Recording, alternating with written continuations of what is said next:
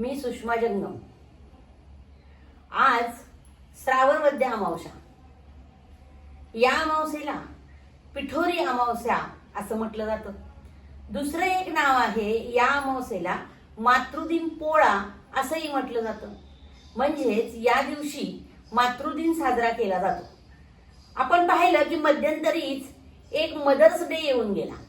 पाश्चात्य संस्कृतीमध्ये mother's day साजरा केला जातो, पण भारतीय संस्कृतीमध्ये आपण मातृदिन म्हणतो आणि तो या श्रावण वद्य अमावस्येला साजरा केला जातो।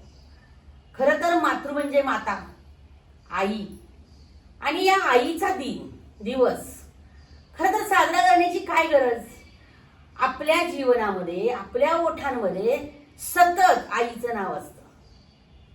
जननी जन्मभूमी स्वर्गादपि गरीयसी असं म्हटलंय। जन्म देणारी आई आणि ज्या भूमीवर आपण जन्म घेतो ती भूमी, ह्या दोन्हीही स्वर्गापेक्षा श्रेष्ठ आहेत असं म्हटलं जातं।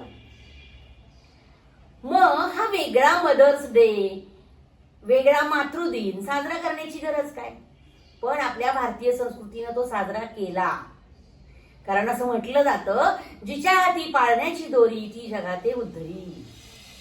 कारण ही पाळण्याची दोरी हातात घेऊन त्या बाळाला मोठं करण्याचं काम आई करत असते। या भारतीय संस्कृतीनं अशा महान मातांना जन्म दिला।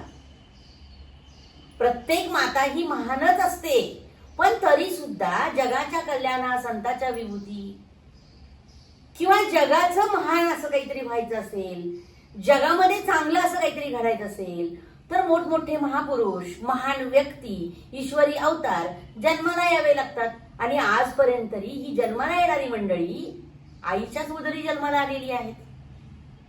मग या श्रावण वद्य अमावस्येला मातृदिन सोहळा असं का नाव दिलं? मातृदिन पोळा असं का नाव दिलं? कारण अशी एक कथा आहे पुराणांमध्ये की एका स्त्रीचा पुत्र जन्मताच मृत होता, मेलेला जन्माला आला।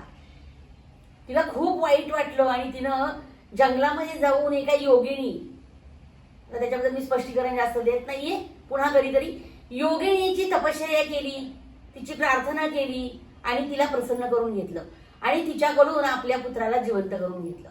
त्या योगिनींनी तिच्या तपश्चर्याला प्रसन्न होऊन तिच्या मुलाला जिवंत केलं।